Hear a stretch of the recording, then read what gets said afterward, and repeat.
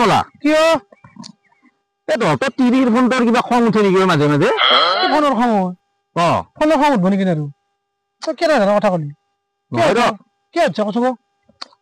কিয় মানে যোৱাকালি তোক মই বিচাৰি গেলো কিবা এটা কামত আমাৰ ঘৰত তহঁতৰ ঘৰত গেলো যাওঁতে মানে তহঁতৰ তিৰি মানে ফোনটো এনেকে লৈছি আৰু মাজে মাজে চুমা খাই থাকে ফোনটোত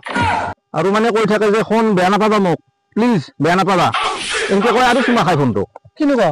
মই বোলো না কিবা মোবাইলটো খঙে উঠে মই সেনেকে ভাবলো হয় নেকি